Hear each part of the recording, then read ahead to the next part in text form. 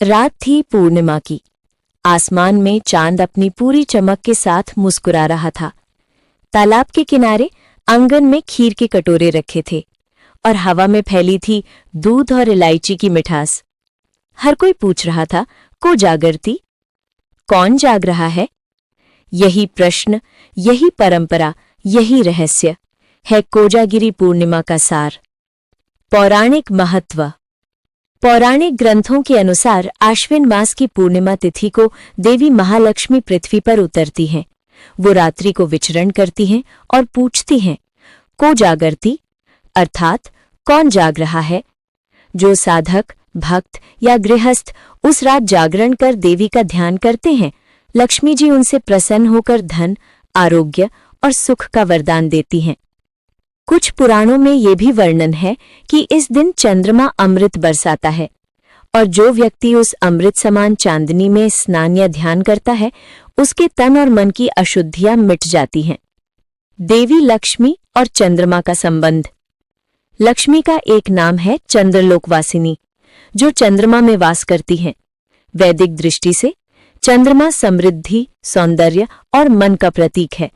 इसीलिए इस दिन चंद्रमा की पूजा धन लाभ और मानसिक शांति दोनों के लिए की जाती है। ब्राह्मणों के ग्रंथों में कहा गया है, पूर्ण चंद्रः लक्ष्मी स्वरूपः। पूर्णिमा का चंद्रमा स्वयं लक्ष्मी का स्वरूप है। वैज्ञानिक महत्व। अब जरा विज्ञान की ओर देखें। आश्विन मास की ये पूर्णिमा वर्ष के उस समय आती है जब मौसम बदल रहा होता है, वर्षा से शरद ऋतु की ओर। इस समय चंद्रमा की रोशनी में अल्ट्रावायलेट किरणें बहुत कम और शीतल किरणें अधिक होती हैं। विज्ञान कहता है, चांदनी में 15 से 20 मिनट बैठना शरीर की प्रतिरोधक शक्ति यानी इम्यूनिटी बढ़ाता है, तनाव कम करता है और दूध में रखी गई खीर पर यह चांदनी पड़ने से उसमें हल्की औषधीय ऊर्जा भर जाती है। इसलिए लोग दूध या खीर को खुले आकाश में रखकर कोजागिरी मनाते हैं। पूजा विधि। तैयारी। आश्विन मास की पूर्णिमा की रात को घर या छत पर दीप सजाए जाते हैं। एक थाली में दूध, खीर, इलायची, बादाम और केसर डाली जाती है। थाली को चांद की रोशनी में रखकर लक्ष्मी जी और चंद्रमा को अर्घ्य दिया जाता है। व्रत और जागरण। इस रात नींद ना करके भजन, स्तोत्र और कथा सुनना अत्यंत शुभ माना गया है। महाराष्ट्र, गुजरात और कर्नाटक में इसे कोजागिरी पूर्णिमा, बंगाल में लक्ष्मी पूजा और उत्तर भारत में शरद पूर्णिमा कहा जाता है। पौराणिक कथा। कहते हैं, एक बार राजा अशोक वर्मा बहुत धनवान था, परंतु अहंकारी भी। धीरे धीरे लक्ष्मी की कृपा उस पर से उठ गई और वो निर्धन हो गया। एक दिन उसकी पत्नी ने उपवास रखकर कोजागिरी की रात लक्ष्मी जी की आराधना की।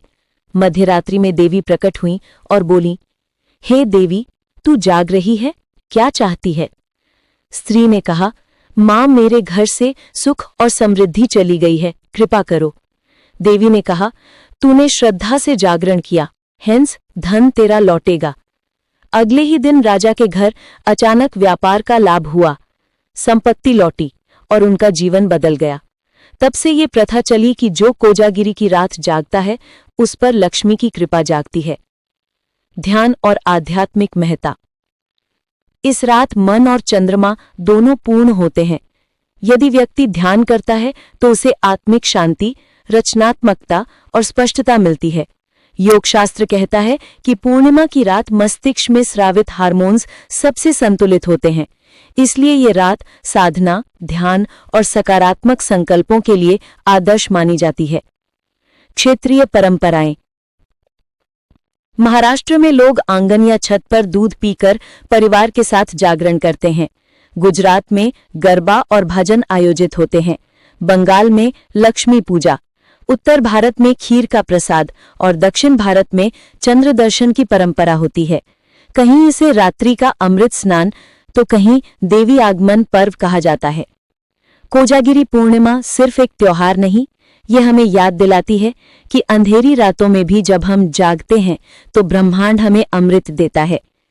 जब हम श्रद्धा से भक्ति करते हैं तो लक्ष्मी हमारे घर नहीं, हमारे मन में बसती हैं।